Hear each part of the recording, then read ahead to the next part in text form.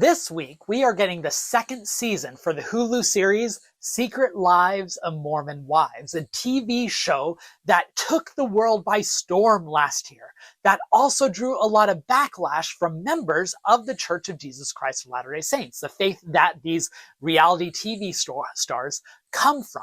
It even drew a statement from LDS leaders who chastised television in general, and this show in particular, for giving a false impression or exaggeration of what the Latter-day Saint experience was like. Meanwhile, as a counterexample, we get Macy, one of the stars of the show, saying this in a promo for the new season. I think MomTok's been a positive impact for the Mormon community. Okay. So who's right? The LDS Church for saying that this is a misrepresentation of the faith and therefore bad for the community? Or Macy and fans of the show who say that it's actually good for the Latter-day Saint world? Now, I'm not going to answer that question, but I do want to answer a related one. And that's, how is the Secret Lives of Mormon Wives not an exaggeration, but rather a culmination of some central themes within the Latter-day Saint community over the last 2 decades, including tensions and ambitions that came from the institutional itself and reflected institutional priorities? With the show coming back this week, I thought this would give me an opportunity to talk about the institutional practices and priorities of the LDS faith and the Mormon cultural impulses that made this show possible in the first place. Both how MomTok even came to exist, but also why the broader culture is even interested. Let's dig in. But first, we need a bit of context, and we need to understand where the Mormon image in the media's mind came from. Through the early 2000s, Mormons always fit a particular type in the American media, that they were buttoned up, they were homogenous, they reflected this kind of Leave It to Beaver throwback nostalgic depiction of a nuclear family. And those characters who took the national media's obsession were typically on the fringe or outside of the LDS culture. Take, for instance, the HBO show Big Love, which focused on polygamists, and try to remember how Latter-day Saints were depicted as that show, as on the margins, and did not really fit this new world of diversity. Mormons, in other words, are always seen as homogenous, which was in part a result of the church's own efforts to present a unified image. However, that idea starts coming under assault in the 21st century, in part due to the democratization of knowledge and opportunity that came from the internet and then eventually social media, as well as the general media depictions of America fragmenting in the 21st century to emphasize diversity and the divergent expressions of what it meant to be American. In other words, nobody, whether the LDS Church or American Hollywood, could maintain a core narrative in which everyone could fit, and individuals could have control over not just access to information, but how to present their own image, how to construct their own identities. Further, this internet expansion and all the opportunities that came with it posed a chance for the LDS Church to kind of rebrand itself and how they relate to the broader world. You had a number of initiatives that were prompted by the church and statements given by church leaders urging members to take advantage of this new community to speak to a broader world in ways that might be different than the top-down, button-up, homogeneous Mormon image. For instance, the LDS apostle Russell Ballard gave a very famous and influential general conference talk. Well, first it was issued to Brigham Young University students, titled Sharing the Gospel Using the Internet, in which he told members of the faith that instead of following traditional missionary methods of just reading the scriptures and talking about Jesus Christ, you could share the gospel by living your life and showing the joy that comes from that type of mentality, and that this message was re-emphasized in firesides throughout the nation. Later, the church would call people to proselytizing missions fully online to present these ideas and messages to the world, that you could be a messenger for the faith by just how you lived and living authentically to demonstrate to people that Mormons are part of America. And there were many Latter-day Saints who took advantage of this new climate, especially Mormon women, because being able to share the gospel through their online persona was a way that fit into how they view the world, how they network with one another, and importantly, did not challenge traditional gender roles. It meant that they could be influencers, so to speak, from their domestic space.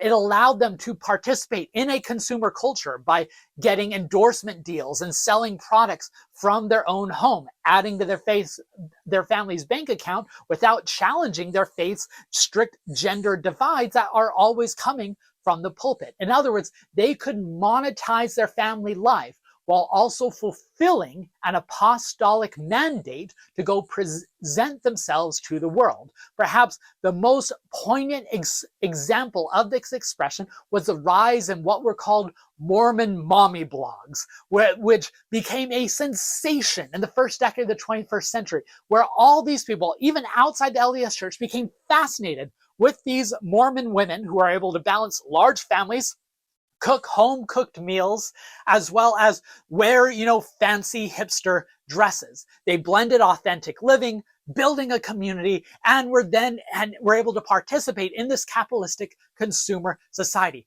Those Mormon mommy blogs were, to a great degree, the forerunners to MomTok. And that foundation that was laid during the first decade of the 21st century was then put to work in the years that came to be known as the Mormon Moment, when Mormons became a cultural obsession for the wider United States, as seen in the Broadway musical, The Book of Mormon, or in Mitt Romney's presidential campaign. And I can give a litany of other examples of what came to be known as the Mormon Moment, as proclaimed on this Newsweek cover. Quick side note, I wanted to use this Newsweek cover in my book, American Zion, A New History of Mormonism, but it would have cost several $1,000s to get the rights. So you can just enjoy it in this video and still go read my book. But what this Mormon Moment did is it enabled the church to build on these trends that had been in place for a decade of emphasizing Mormon diversity and Mormon cultural assimilation. And they took advantage of this in the I'm a Mormon campaign, which was driven by a media consulting company that advised the church that instead of emphasizing your doctrinal singularities or your theological stances, instead emphasize that you are a good American neighbor, that you can find joy in your life. And that's why you had all these commercials during the I'm a Mormon campaign, where it's people talking about, I'm a professional skateboarder, I'm a gymnastics performer, I'm a professional pop musician, and I'm a Mormon. It emphasized the diversity of experience, breaking up the homogenous identity that the LDS Church had, and emphasizing cultural expressions and individual identities rather than a societal theological group message. Leaders were therefore acknowledging that you could emphasize who you are as a personal expression rather than just what you believe. Simultaneously to this shift within the LDS Church, the broader American public was now ready to consume this divergent Mormon image. The big TV show that took a splash was Sister Wives, which again focused on Mormon polygamists, but now these Mormon polygamists assimilated into American society. You also have national media outlets using these Mormon mommy blogs as an example of, hey, did you know these Mormons are cool and hipsters and American and that they fit in? American culture, in other words, realized that Mormons were far more fascinating and far more diverse than assumed. And it was the rise of these reality TV shows during the 2010s that enabled them to take in these diverse Mormon voices and play a role that was quite different than the role that Mormons had played before that. So the lessons from the 2010s was Mormons learned that they could be themselves and not depict a cookie cutter version of the faith. And America learned that Mormons were interesting and that they were not merely the caricature that they assumed. By the way, a quick note that if you enjoy this type of analysis, first, you can read more about it in my book, American Zion, A New History of Mormonism, but you could also subscribe to this channel if you haven't already. I try to provide these types of connections of history to the present every week through deep dives on Mondays, present connections on Wednesdays, and so you want to know more about X topics on Fridays. So please subscribe to the channel and like and share these videos so more can join this conversation. All right, back to the history. So now that brings us to the 2020s, and we get the rise of MomTok, these Mormon women who take advantage of TikTok as a medium to present their identity as constructed on their own terms was just the latest example of this much longer tradition of Mormon cultural expressions using various digital mediums for their performance, whether it be blogging, vlogging, YouTube videos, to now TikTok. They were fine emphasizing their diversity because the church and Mormon culture seemed to allow it, at least for a while. And national media, in turn, was anxious to hear them. That's why MomTok became such a profound cultural movement. Meanwhile, and this is one of the weird shifts and ironic transitions in modern Mormonism, there is a retrenchment within the Church of Jesus Christ of Latter-day Saints. Russell M. Nelson, this guy, becomes president of the church in the late 20-teens, and he and Dallin H. Oaks and other leaders tried to roll back the more cultural assimilationist and progressive image that the church had been sponsoring, worried that this heterogeneity was a break from the homogenous image that they wanted to say. So they have spoken out on women's trying to exert more autonomy over their body by saying that they're not properly women wearing garments. They're doubling down on the word of wisdom, and they're curtailing the what had been approved dialogue and expressions. These media statements that have come out on things like Secret Lives of Mormon Wives shows the church's discomfort with the same type of diverse expression that had been normalized a decade before. In many ways, it's a dying gasp of the institution losing control of members and worried that they were especially not being able to mold the identity of the younger generations. This is why the Secret Lives seem to be such a threat that it deserved a statement which has become pretty rare in the modern institution. But let's get to the show itself. Now, as I mentioned before, Secret Lives of Mormon Wives was in many ways the culmination of these cultural trajectories rooted within the Mormon tradition that were born out of the institution's own dynamics. However, they are taken to a new degree, and the show itself does not shy away from juxtaposing, for instance, these women from the church's orthodoxy, as seen in the frequent shots of them by the temple. These Latter-day Saint women are fine identifying themselves as cafeteria Mormons. In fact, meaning that they can pick and choose what it means to be Mormon and the things that they want to leave aside. And they're proud to do so. Whereas others of these Mormon wives are open about leaving the faith. That's a type of diversity of experience this show thrives on.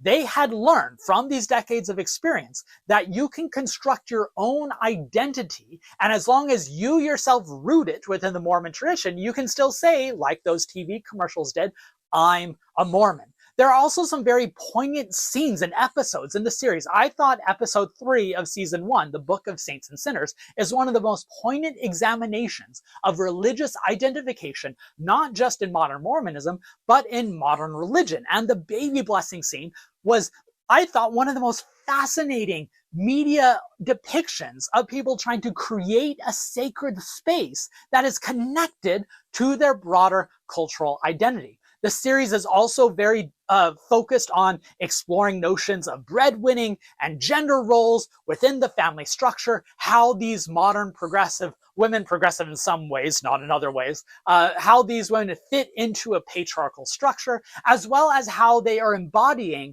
a capitalistic and consumerist culture that those in Utah know is pretty widespread. So in other words, in Secret Lives of Mormon Wives, we see Latter-day Saints expressing their religion on their own terms, claiming their identity in the way they want. That is the faith culture they were raised in. So therefore, this series, that's why I say that it is a fulfillment of these entrenched cultural roles, the use of social media as performance, the emphasis on diversity, the participation in a particular form of consumerism.